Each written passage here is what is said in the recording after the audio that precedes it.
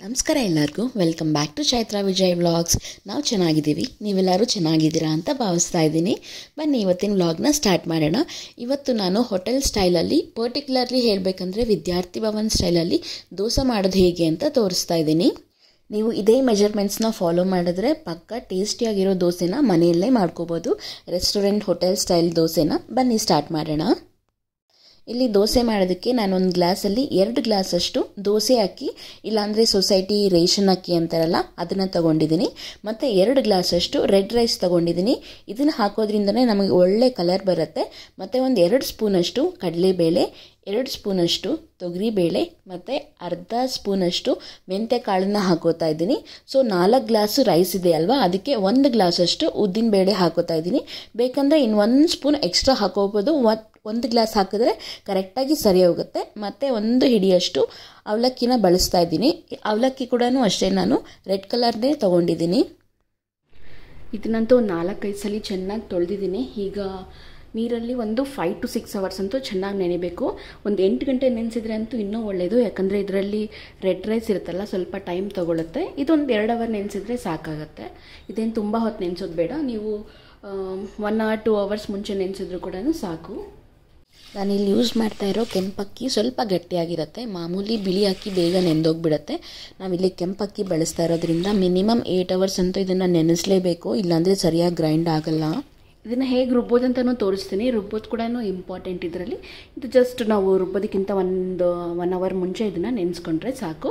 ನಾನು minimum 6 to 8 hours ಅಂತೂ ಇದನ್ನು ನೆನೆಯೋದಕ್ಕೆ ಅಂತ ಬಿಡ್ತೀನಿ. ಇದು ಆಲ್ಮೋಸ್ಟ್ 6 hours ಆಗಿದೆ ನೆಂದು. ಕಲರ್ ಕೂಡ ಲೈಟಾಗಿ ಆಗಿದೆ, ಚೆನ್ನಾಗಿ ನೆಂದಿದೆ. ರುಬ್ಬಬೇಕಾದ್ರೆ ನಾನು ಈ ವಾಟರ್ ಹಾಕ್ಕೊಳ್ಳಲ್ಲ, ಫ್ರೆಶ್ ವಾಟರ್ ಹಾಕ್ಕೋತೀನಿ. ಮತ್ತು ಅವಲಕ್ಕಿ ಕೂಡ ಅಷ್ಟೇ, ಒಂದು 1/2 hour ಆಯಿತು ಅಷ್ಟೇ ನೆನೆಸ್ಬಿಟ್ಟು. ಚೆನ್ನಾಗಿ ನೆನ್ಕೊಂಡಿದೆ. ಇವಾಗ ಇದನ್ನು ರುಬ್ಕೊಳ್ಳೋಣ.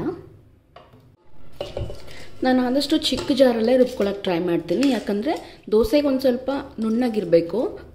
ಇಡ್ಲಿಗಾದರೆ ಒಂದು ಸ್ವಲ್ಪ ತರಿಯಾಗಿದ್ದರೂ ಚೆನ್ನಾಗಿರುತ್ತೆ. ಅದಕ್ಕೆ ಆಲ್ಮೋಸ್ಟ್ ಸ್ವಲ್ಪನೇ ಹಾಕ್ಕೊಂಡು ನಾನು ರುಬ್ಕೋತೀನಿ. ಫ್ರೆಶ್ ವಾಟರ್ ಹಾಕ್ಕೋತೀನಿ ರುಬ್ಕೊಳ್ಳೋಕ್ಕೆ. ಆಲ್ಮೋಸ್ಟ್ ಎಲ್ಲ ರುಬ್ಬಿದ್ದಾಯಿತು. ಇಡ್ಲಿಗಂದರೆ ನಾವು ಸ್ವಲ್ಪ ತರಿಯಾಗಿ ರುಬ್ತೀವಿ, ಆದರೆ ದೋಸೆಗೆ ತುಂಬ ನುಣ್ಣಗೆ ರುಬ್ಬಬೇಕು. ಇದು ಅವಲಕ್ಕಿ.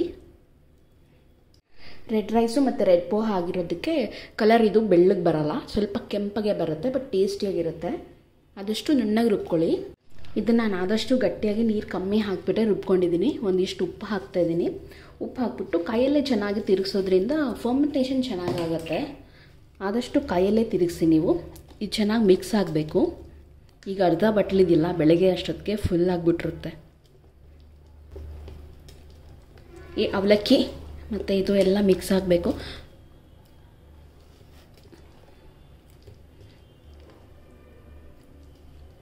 ಕಲರ್ ಅಷ್ಟೇ, ಬೆಳ್ಳಗಿಲ್ಲ. ಮೇ ಬಿ ನಿಮಗೆ ಲೈಟಿಂಗ್ಗೆ ಬೆಳ್ಳಿಗೆ ಕಾಣಿಸ್ತಿರ್ಬೋದೇನೋ, ಬಟ್ ಇದು ಆ್ಯಕ್ಚುಲಿ ಒಂದು ಸ್ವಲ್ಪ ರೆಡ್ ಆಗಿರುತ್ತೆ, ಯಾಕಂದರೆ ರೆಡ್ ರೈಸು, ರೆಡ್ ಪೋಹ ಅಷ್ಟೇ. ಅದನ್ನು ಓವರ್ ನೈಟು ಫರ್ಮೆಂಟ್ ಆಗೋದಕ್ಕೆ ಬಿಡಬೇಕು. ಆದಷ್ಟು ಮಳೆಯೆಲ್ಲ ಬೀಳ್ತಾ ಇದ್ದರೆ ಒಂದು ಬೆಚ್ಚಗಿರೋ ಜಾಗದಲ್ಲಿ ಇಡಿ, ಇಲ್ಲ ಅಂತಂದರೆ ಆರಾಮಾಗಿ ಒಂದು 8 to 10 hours ನೀಟಾಗಿ ಫರ್ಮೆಂಟ್ ಆಗುತ್ತೆ. ನೋಡಿ, ರಾತ್ರಿ ನಾವು ರುಬ್ಬಿದಾಗ ಜಸ್ಟ್ ಅರ್ಧ ಬಟ್ಲಿತ್ತಷ್ಟೇ. ಇವಾಗ ಫುಲ್ ಆಗಿದೆ, ಚೆನ್ನಾಗಿ ಫರ್ಮೆಂಟ್ ಆಗಿದೆ. ನಾವು ನೀಟಾಗಿ ರುಬ್ಬಿಟ್ಟು ಚೆನ್ನಾಗಿಟ್ರೆ ಇದು ಸಾಗದಾಗಿ ಫರ್ಮೆಂಟ್ ಆಗುತ್ತೆ. ಇವಾಗ ತೋರಿಸ್ತೀನಿ ಅದು ಹೆಂಗಾಗಿದೆ ಅಂತ. ನೋಡಿ, ಈ ಥರ ಲೈಕ್ ಬಬಲ್ಸ್ ಥರ ಬರಬೇಕು, ಆವಾಗ ಚೆನ್ನಾಗಿ ಫರ್ಮೆಂಟ್ ಆಗಿದೆ ಅಂತ. ನಾವು ದೋಸೆ ಆಗಲಿ ಇಡ್ಲಿ ಆಗಲಿ ಏನಾದರೂ ಅಷ್ಟೇ ರುಬ್ಬಿದಾಗ ಈ ಥರ ಫರ್ಮೆಂಟ್ ಆಗಬೇಕು. ಅದು ಬಬಲ್ಸ್ ಥರ ಬಂದರೆ ಅವಾಗ ನಮಗೆ ತುಂಬ ಚೆನ್ನಾಗಿ ಬರುತ್ತೆ. ನಾನು ಉಪ್ಪು ರಾತ್ರಿ ಹಾಕಿದ್ದೀನಿ, ಜಸ್ಟ್ ಇವಾಗ ಹಾಗೆ ಹಾಕ್ಕೊಳ್ಳೋದಷ್ಟೇ. ಸೋಡಾ ಎಲ್ಲ ಏನೂ ಬೇಕಾಗಲ್ಲ, ಹಾಗೆ ತುಂಬ ಚೆನ್ನಾಗಿ ಬರುತ್ತೆ. ದೋಸೆಗೆ ಒಂದು ಸಿಂಪಲ್ ಆಗಿರೋ ಕಡಲೆಬೀಜ ಚಟ್ನಿನ ಮಾಡ್ಕೋತಾ ಇದ್ದೀನಿ. ಇದು ಸಖತ್ ಈಸಿ ಆ್ಯಂಡ್ ಟೇಸ್ಟಿಯಾಗಿರುತ್ತೆ. ಇದಕ್ಕೆ ನಾನು ಒಂದು ಸ್ವಲ್ಪ ಕಡಲೆಬೀಜ, ಅಂದರೆ ಒಂದು 2 to 3 ಹಿಡಿ ಕಡಲೆಬೀಜ, ಒಂದು ಸ್ವಲ್ಪ ಶುಂಠಿ, ಬೆಳ್ಳುಳ್ಳಿ, ಒಂದು 5 to 6 ಹಸಿಮೆಣಸಿನ್ಕಾಯಿ, ಮತ್ತು ಒಂದು ಸ್ವಲ್ಪ ಕರಿಬೇವಿನ ಸೊಪ್ಪು, ಮತ್ತು ಒಂದು ಸ್ವಲ್ಪ ಹಸಿ ಕೊಬ್ಬರಿ, ಇದನ್ನೆಲ್ಲದನ್ನು ಅಷ್ಟೇ ನಾನು ಮೀಡಿಯಮ್ ಫ್ಲೇಮಲ್ಲೇ ಚೆನ್ನಾಗಿ ರೋಸ್ಟ್ ಮಾಡ್ಕೋತೀನಿ. ಆದಷ್ಟು ಮೀಡಿಯಮ್ ಫ್ಲೇಮಲ್ಲೇ ಮಾಡಿಕೊಂಡ್ರೆ ಚೆನ್ನಾಗಿರುತ್ತೆ. ಮತ್ತು ಇದಕ್ಕೊಂದು ಸ್ವಲ್ಪ ಉಪ್ಪು ಹಾಕ್ಬಿಟ್ಟು ಚೆನ್ನಾಗಿ ಮಿಕ್ಸಿಯಲ್ಲಿ ಫೈನ್ ಪೇಸ್ಟ್ ಮಾಡಿಕೊಂಡ್ರೆ ಸಾಕು, ನಮಗೆ ಸಖತ್ ಟೇಸ್ಟಿಯಾಗಿರುತ್ತಾ ಕಡಲೆಬೀಜ ಚಟ್ನಿ ರೆಡಿ ಆಗುತ್ತೆ. ಒಂದು ಕಡೆ ಚಟ್ನಿಗೆ ಕಡಲೆಬೀಜ ಎಲ್ಲ ಹುರ್ಕೋತಾ ಇದ್ದೀನಿ. ಆಲೂಗಡ್ಡೆ ಪಲ್ಯಕ್ಕೆ ಆಲೂಗಡ್ಡೆ ಬೇಯಿಸೋಕ್ಕೆ ಇಡ್ತಿದ್ದೀನಿ. ಮತ್ತು ಖಾರ ಚಟ್ನಿ ಮಸಾಲ ಇರ್ತಲ್ಲ, ಕೆಂಪು ಚಟ್ನಿ, ಅದಕ್ಕೆ ಇಲ್ಲಿ ಮೆಣಸಿನ್ಕಾಯಿ ನೆನೆಸಿಟ್ಟಿದ್ದೀನಿ, ಬೆಳ್ಳುಳ್ಳಿ ಬಿಡಿಸ್ಕೊಂಡು ರೆಡಿ ಮಾಡ್ಕೋತಾ ಇದ್ದೀನಿ. ಇದೆಲ್ಲ ರೆಸಿಪಿ ನಾನೇನು ನೀಟಾಗಿ ತೋರಿಸಲ್ಲ, ಜಸ್ಟ್ ಗ್ಲಿಮ್ಸ್ ತೋರಿಸ್ತೀನಿ ಅಷ್ಟೇ. ದೋಸೆ ಮಾತ್ರ ಟ್ರೈ ಮಾಡಿ, ನೀವು ಕಂಪಲ್ಸರಿ ಟ್ರೈ ಮಾಡಲೇಬೇಕು, ಅಷ್ಟು ಟೇಸ್ಟಿಯಾಗಿರುತ್ತೆ ಇದು. ಇದೆಲ್ಲ ಆಲ್ಮೋಸ್ಟ್ ನಿಮಗೆ ಗೊತ್ತೇ ಇರುತ್ತೆ ಅನಿಸುತ್ತೆ. ಮಸಾಲೆ ಕೆಂಪು ಚಟ್ನಿಗೆ ಒಂದು ಸ್ವಲ್ಪ ಬೆಳ್ಳುಳ್ಳಿ, ಒಂದು ದೊಡ್ಡ ಟೀ ಸ್ಪೂನು ಧನಿಯಾ, ಒಂದು ಸ್ವಲ್ಪ ಜೀರಿಗೆ, ಇದಕ್ಕಿಂತ ಸ್ವಲ್ಪ ಜಾಸ್ತಿ ಇರಬೇಕು, ಕರಿಬೇವಿನ ಸೊಪ್ಪು ಮತ್ತು ಒಂದು ಸ್ವಲ್ಪ ಉಪ್ಪು ನಿಮ್ಗೆ ಎಷ್ಟು ಬೇಕೋ ಅಷ್ಟು ಟೇಸ್ಟ್ಗೆ. ಮತ್ತು ಇಲ್ಲಿ ಬ್ಯಾಡಗೆ ಮೆಣಸಿನ್ಕಾಯಿ ಸ್ವಲ್ಪ ಮತ್ತು ಗುಂಟೂರು ಮೆಣಸಿನ್ಕಾಯಿ ಸ್ವಲ್ಪ ನೆನೆಸಿಟ್ಟಿದ್ದೀನಿ, ಯಾಕಂದರೆ ಸ್ಮೂತ್ ಪೇಸ್ಟ್ ಆಗಲಿ ಅಂತ ಅಂದ್ಬಿಟ್ಟು.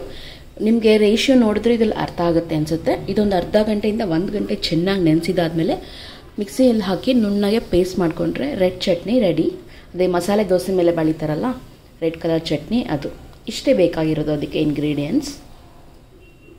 ಈಗ ಆಲ್ಮೋಸ್ಟು ಕಡಲೆಬೀಜ ಚಟ್ನಿ ಮತ್ತು ಮಸಾಲೆ ಚಟ್ನಿ ಅಂದರೆ ಕೆಂಪು ಚಟ್ನಿ ಏನಿರುತ್ತಲ್ವ, ಖಾರ ಬೆಳೀತಾರಲ್ವ, ಅದೆರಡೂ ರೆಡಿಯಾಗಿದೆ. ಆಲ್ರೆಡಿ ನಾನು ಇಲ್ಲಿ ಗ್ರೈಂಡ್ ಮಾಡಿ ಇಟ್ಟಿದ್ದೀನಿ ನೋಡಿ. ನಾನು ನಿಮಗೆ ಫುಲ್ಲು ರೆಡ್ ಕಲರ್ ಬೇಕು ಹೋಟೆಲಲ್ಲಿ ಅಂತಂದರೆ ನೀವು ಬರೀ ಬ್ಯಾಡಗೆ ಮೆಣಸಿನ್ಕಾಯಿ ಮಾತ್ರನೇ ಹಾಕೋಬೋದು. ನನಗೊಂದು ಸ್ವಲ್ಪ ಖಾರನೂ ಬೇಕು ಅಂತಂದ್ಬಿಟ್ಟು ನಾನಿಲ್ಲಿ ಗುಂಟೂರು ಮೆಣಸಿನ್ಕಾಯಿ ಮತ್ತು ಬ್ಯಾಡಗೆ ಮೆಣಸಿನ್ಕಾಯಿ ಎರಡನ್ನೂ ಮಿಕ್ಸ್ ಮಾಡಿ ಹಾಕಿದ್ದೀನಿ. ಅದಕ್ಕೆ ಒಂದು ಸ್ವಲ್ಪ ಕಲರ್ ಲೈಟಾಗಿ ಬಂದಿದೆ ಅಷ್ಟೇ, ಬಟ್ ಟೇಸ್ಟಿಯಾಗಂತೂ ಸಖತ್ತಾಗಿರುತ್ತೆ. ನೆಕ್ಸ್ಟ್ ನಾನು ಆಲೂಗಡ್ಡೆ ಪಲ್ಯ ಮಾಡೋದಕ್ಕೆ ಅಂತಂದ್ಬಿಟ್ಟು ಇಲ್ಲಿ ಆನಿಯನ್ಸು ಮತ್ತು ಗ್ರೀನ್ ಚಿಲ್ಲೀಸು ಎಲ್ಲದನ್ನೂ ಕಟ್ ಮಾಡಿ ಇಟ್ಕೋತಾ ಇದ್ದೀನಿ. ಆಲ್ಮೋಸ್ಟ್ ಎಲ್ಲ ಒಂದು ಹಾಫ್ ಆನ್ ಅವರಲ್ಲಿ ಸೈಮಲ್ಟೇನಿಯಸ್ ಆಗಿ ಮಾಡಿಕೊಂಡ್ರೆ ಬೇಗನೆ ಮುಗ್ದೋಗ್ಬಿಡುತ್ತೆ. ನೆಕ್ಸ್ಟ್ ಇವಾಗ ನಾನು ಆಲೂಗಡ್ಡೆ ಪಲ್ಯ ಮಾಡೋದು ತೋರಿಸ್ತಾ ಇದ್ದೀನಿ. ಹೋಟೆಲಲ್ಲಿ ಬರುತ್ತಲ್ವ, ಆ ಥರ ಮಾಡೋದಕ್ಕೆ ಅವ್ರು ಏನು ಟ್ರಿಕ್ ಯೂಸ್ ಮಾಡ್ತಾರೆ ಅಂತ ಹೇಳ್ತಾ ಇದ್ದೀನಿ. ನಾರ್ಮಲಿ ನೀವು ಒಗ್ಗರಣೆ ಹಾಕೋತೀರಲ್ವ, ಎಣ್ಣೆ, ಸಾಸಿವೆ, ಕಡಲೆಬೇಳೆ, ಉದ್ದಿನಬೇಳೆ, ಈರುಳ್ಳಿ ಮತ್ತು ಮೆಣಸಿನ್ಕಾಯಿ, ಅರಿಶಿನ ಎಲ್ಲ ಹಾಕ್ಕೊಂಡು ಈರುಳ್ಳಿ ಅರ್ಧ ಬೇಯಿಸ್ಬೇಕಷ್ಟೇ, ಫುಲ್ಲು ಬೇಯಿಸಬಾರ್ದು. ಆವಾಗಲೇ ಆಲೂಗಡ್ಡೆನ ಚೆನ್ನಾಗಿ ಸ್ಮ್ಯಾಶ್ ಮಾಡಿಕೊಂಡು ಒಂದು ಅರ್ಧ ಗ್ಲಾಸಷ್ಟು ನೀರು ಹಾಕಿದ್ರೆ ನಮಗೆ ಹೋಟೆಲಲ್ಲಿ ಸಾಫ್ಟಾಗಿ ಇರುತ್ತಲ್ವ, ಆ ಥರ ಚೆನ್ನಾಗಿ ಬರುತ್ತೆ. ಅವ್ರು ಯಾವಾಗಲೂ ಅಷ್ಟೇ ಸ್ವಲ್ಪ ವಾಟರ್ ಹಾಕೋದ್ರಿಂದ ಆ ಕನ್ಸಿಸ್ಟೆನ್ಸಿ ಬರುತ್ತೆ. ಈ ಥರ ಟ್ರೈ ಮಾಡಿ ನೋಡಿ. ಸೇಮ್ ಹೋಟೆಲಲ್ಲಿ ಹೆಂಗಿರುತ್ತೆ ಮಸಾಲೆ ದೋಸೆಯಲ್ಲಿ ಆಲೂಗಡ್ಡೆ ಪಲ್ಯ ಹಾಗೆ ಇರುತ್ತೆ. ಫೈನಲ್ ಟಚ್ ಆಗಿ ನಾನು ಒಂದು ಸ್ವಲ್ಪ ನಿಂಬೆಹಣ್ಣು ಕೂಡ ಹಾಕ್ಕೋತಾ ಇದ್ದೀನಿ. ನಿಂಬೆಹಣ್ಣು ಹಾಕೋದ್ರಿಂದ ಒಂಥರ ಟ್ಯಾಂಗಿ ಟೇಸ್ಟ್ ಬರುತ್ತೆ, ಸಖತ್ ಟೇಸ್ಟಿಯಾಗಿರುತ್ತೆ. ಫೈನಲ್ಲಿ ಸ್ವಲ್ಪ ಕೊತ್ತಂಬರಿ ಸೊಪ್ಪು ಹಾಕಿ ಸ್ವಲ್ಪ ಗಾರ್ನಿಷ್ ಮಾಡಿಬಿಟ್ರೆ ನಮಗೆ ಆಲೂಗಡ್ಡೆ ಪಲ್ಯ ಮಸಾಲ ಒಳಗಡೆ ಏನಿರ್ತಾರೋ ಅದು ರೆಡಿಯಾಗುತ್ತೆ. ಫೈನಲ್ ಟಚ್ ಆಗಿ ನಾನು ಕಡಲೆಬೀಜ ಚಟ್ನಿಗೆ ಇಲ್ಲಿ ಸ್ವಲ್ಪ ಸಾಸಿವೆ ಎಲ್ಲ ಹಾಕ್ಬಿಟ್ಟು ಒಗ್ಗರಣೆ ಹಾಕ್ಕೋತಾ ಇದ್ದೀನಿ. ಮಸಾಲೆ ದೋಸೆ ಹಾಕೋಕ್ಕೇನು ಅಂತಂದರೆ ಹೆಂಚು ಚೆನ್ನಾಗಿ ಕಾದಿರಬೇಕು. ತುಂಬ ಕಾದಿದ್ದು ತಕ್ಷಣ ಹಾಕಿಬಿಟ್ರೆ ಅದು ನೀಟಾಗಿ ನಾವು ಹರಡೋಕ್ಕಾಗಲ್ಲ. ಒಂದು ಸ್ವಲ್ಪ ನೀರನ್ನ ಚಿಮುಕ್ಸ್ಬಿಟ್ಟು ಆಮೇಲೆ ನಾವು ಮಸಾಲೆ ದೋಸೆನ ನೀಟಾಗಿ ಹರಡಬೇಕು. ಇದು ತುಂಬ ಇಂಪಾರ್ಟೆಂಟ್ ಸ್ಟೆಪ್ಪು. ಇನ್ ಕೇಸ್ ಹೆಂಚು ಚೆನ್ನಾಗಿ ಕಾದಿಟ್ಬಿಟ್ಟು ನೀವು ತಕ್ಷಣ ಹಾಕಿಬಿಟ್ರೆ ಕೂಡ ಅದು ನೀಟಾಗಿ ನಾವು ಸ್ಪ್ರೆಡ್ ಮಾಡೋಕ್ಕಾಗಲ್ಲ. ಕಾದಿರಬೇಕು. ಒಂದು ಸ್ವಲ್ಪ ನೀರನ್ನ ಹಾಕಿ ತಣ್ಣಗೆ ಮಾಡಿ ಆಮೇಲೆ ದೋಸೆ ಹಾಕಬೇಕು. ಆವಾಗಲೇ ಪರ್ಫೆಕ್ಟ್ ಹೋಟೆಲ್ ಸ್ಟೈಲಲ್ಲಿ ಬರೋ ಥರ ರೆಡ್ ಕಲರ್ ಬರುತ್ತೆ. ದೋಸೆ ಹಾಕಿದ್ಮೇಲೆ ಅದಕ್ಕೆ ತುಪ್ಪ ಇಲ್ಲ ಎಣ್ಣೆ, ಬೆಣ್ಣೆ ಯಾವ್ದು ಬೇಕಾದರೂ ಹಾಕೋಬೋದು. ಯೂಶಲಿ ನಾನಂತೂ ಸ್ವಲ್ಪ ತುಪ್ಪನೇ ಪ್ರಿಫರ್ ಮಾಡ್ತೀನಿ, ಟೇಸ್ಟಿಯಾಗಿರುತ್ತೆ ಅಂತ ಅಂದ್ಬಿಟ್ಟು. ನೀವು ಯಾರಾದರೂ ವಿದ್ಯಾರ್ಥಿ ಭವನಲ್ಲಿ ದೋಸೆ ತಿಂದಿದ್ದೀರಾ? ಅಲ್ಲಿ ದೋಸೆ ತಿಂದಿದ್ರೆ ನಿಮ್ಗೆ ಅದರದ್ದು ಟೇಸ್ಟ್ ಇಷ್ಟ ಆಗುತ್ತಾ ಅಂತ ನಂಗೆ ಕಮೆಂಟ್ ಮಾಡಿ. ಆ್ಯಕ್ಚುಲಿ ವಿದ್ಯಾರ್ಥಿ ಭವನ್ ದೋಸೆಗಿಂತ ಇದು ತುಂಬ ಚೆನ್ನಾಗಿರುತ್ತೆ ಮತ್ತು ಇದು ಹೆಲ್ತ್ ಕೂಡ ಕಂಪ್ಯಾರಿಟಿವ್ಲಿ ಒಳ್ಳೆಯದು. ಬಿಕಾಸ್ ನಾವಿಲ್ಲಿ ರೆಡ್ ರೈಸ್ ಯೂಸ್ ಮಾಡಿದ್ದೀವಿ, ರೆಡ್ ಪೋಹಾ ಯೂಸ್ ಮಾಡಿದ್ದೀವಿ ಮತ್ತು ವೈಟ್ ರೈಸ್ ಯೂಸ್ ಮಾಡಿರೋದು ಕೂಡ ಅಷ್ಟೇ, ಅದು ಅನ್ಪಾಲಿಶ್ಡ್ ಆಗಿರೋದ್ರಿಂದ ಕಂಪ್ಯಾರಿಟಿವ್ಲಿ ಹೆಲ್ತ್ ಬೆನಿಫಿಟ್ಸು ಚೆನ್ನಾಗೇ ಇರುತ್ತೆ. ಬಿಸಿ ಬಿಸಿ ವಿದ್ಯಾರ್ಥಿ ಭವನ್ ಮಸಾಲ ದೋಸೆ ರೆಡಿ. ಕಲರ್ ನೋಡಿ ಎಷ್ಟು ಚೆನ್ನಾಗಿ ಬಂದಿದೆ. ಟೇಸ್ಟ್ ಮಾಡೋಣ.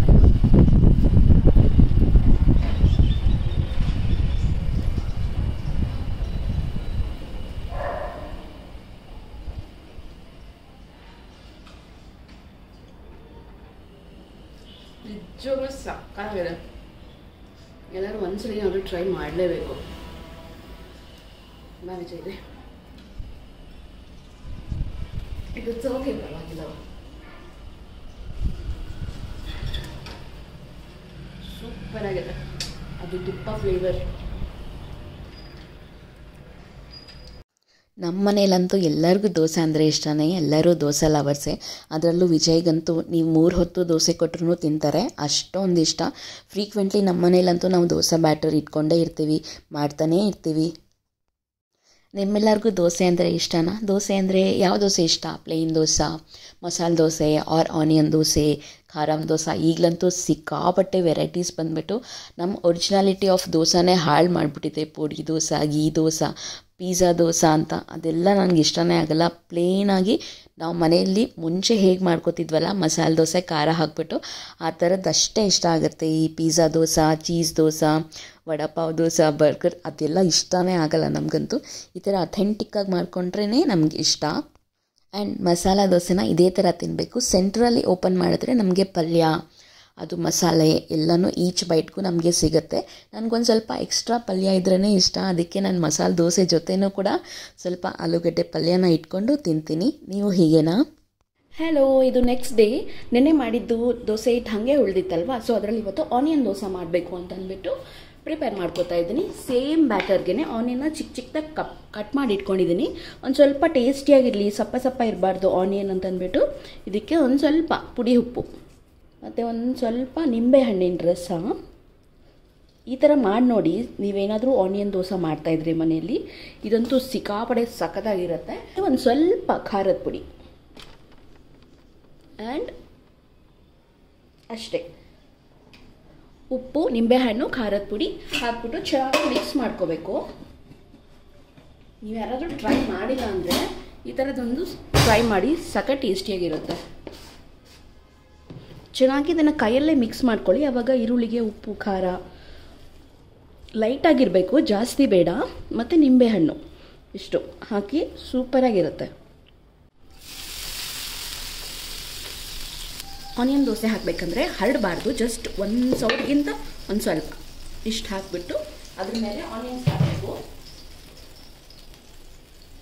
ಈ ಥರ ಒಂದು ಹಿಡಿ ತಗೊಂಡು ಅದ್ರ ಮೇಲೆ ಹಾಕಿ ಸುತ್ತ ನೀಟಾಗಿ ಈ ಥರ ಸ್ಪ್ರೆಡ್ ಮಾಡಬೇಕು.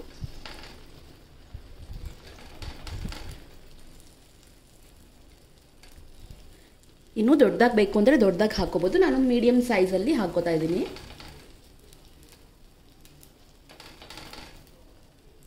ಹೋಟೆಲಲ್ಲೂ ಹೀಗೆ ಮಾಡ್ತಾರೆ, ಬಟ್ ಅವ್ರು ಸ್ವಲ್ಪ ಎಣ್ಣೆ ಎಲ್ಲ ಜಾಸ್ತಿ ಹಾಕ್ತಾರೆ. ನಾವಿಲ್ಲೊಂದು ಸ್ವಲ್ಪ ಲಿಮಿಟೆಡ್ ವರ್ಷನಲ್ಲಿ ಎಣ್ಣೆ ಹಾಕ್ಕೊಂಡು ಮಾಡೋದು. ಸಿಕ್ಕಾಬಳೆ ಟೇಸ್ಟಿಯಾಗಿರುತ್ತೆ. ಉಪ್ಪು, ಖಾರ ಲೈಟಾಗಿರುತ್ತೆ ಅಷ್ಟೇ. ನೀವು ಒಂದು ಸಲ ಟ್ರೈ ಮಾಡಿ. ನಾನಿಲ್ಲಿ ಒಂದು ಸ್ವಲ್ಪ ತುಪ್ಪ ಹಾಕ್ತಾಯಿದ್ದೀನಿ.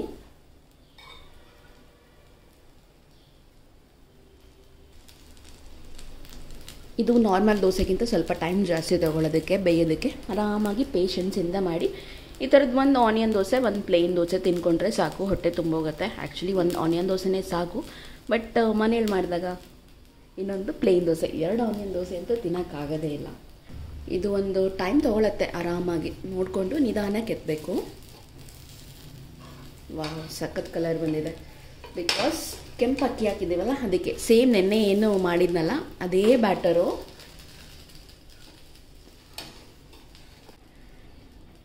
ಫ್ಲಿಪ್ ಮಾಡೋಣ. ಎಸ್, ನೋಡಿ ಸ್ವಲ್ಪ ಕಮ್ಮಿ ಆಗಿದೆ. ಯಾಕಂತಂದರೆ ಇದು ಬರ್ನರ್ ಚಿಕ್ಕದಲ್ವಾ, ಹೋಟೆಲಲ್ಲಾದರೆ ದೊಡ್ಡದಾಗಿರುತ್ತೆ ಬರ್ನರ್, ಆದರೂ ಸಕ್ಕತ್ತಾಗಿರುತ್ತೆ. ಇವಾಗ ಇದು ಉಲ್ಟಾ ಬೇಯಿಸ್ತಾ ಇದ್ದೀನಿ. ಆದಷ್ಟು ಸಿಮ್ಮಲ್ಲಿ ಇಟ್ಕೊಳ್ಳಿ. ಈರುಳ್ಳಿ ಸ್ವಲ್ಪ ಬ್ರೌನ್ ಕಲರ್ ಆದ್ರೇ ಚೆನ್ನಾಗಿ ರೋಸ್ಟ್ ಆದ್ರೇ ಟೇಸ್ಟ್ ಇರೋದು. ಹೀಗೆ ಫ್ಲಿಪ್ ಮಾಡಿ ನೋಡಿದ್ರೆ ಗೊತ್ತಾಗುತ್ತೆ ನಮಗೆ. Normal time like normal dosa 2 ಆಗೋಷ್ಟರಲ್ಲಿ ಇದು ಒಂದೇ ಆಗುತ್ತೆ. Wow, super.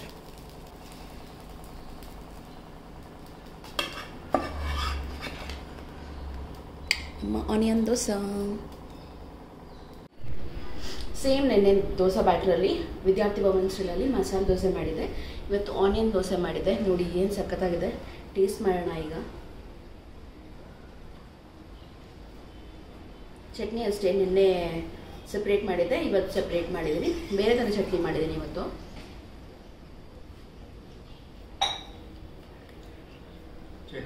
ಸ್ವಲ್ಪ ಉಪ್ಪು ಹುಳಿ ಸಕ್ಕತ್ತಾಗಿದೆ. ನಿಮಗೆ ದೋಸೆ ಅಂತೂ ಸಕ್ಕತ್ತಾಗಿದೆ. ಯಾವ 5 ಸ್ಟಾರ್ ಹೋಟೆಲ್ಗೂ ಯಾವುದು ಕಮ್ಮಿ ಇಲ್ಲ. Thank you. ನೋಡಿ 5 ಸ್ಟಾರ್ ಹೋಟೆಲ್ಗಿಂತ ಚೆನ್ನಾಗಿದೆ ಅಂತ. ನಿನ್ನೆ ಮಸಾಲೆ ದೋಸೆ, ಇವತ್ತು ಆನಿಯನ್ ದೋಸೆ, ಹಬ್ಬ. ಬಟ್ ಸೇಮ್ ಬ್ಯಾಟರ್, ದೋಸೆ ಹಬ್ಬ. ವಿದ್ಯಾರ್ಥಿ ಭವನ್ ದೋಸೆ. ಸೂಪರ್ ಆಗಿದೆ. ಲವ್ ಟ್ರೈ ಮಾಡಿ ಒಂದ್ಸಲ ನೀವು ಕೂಡ.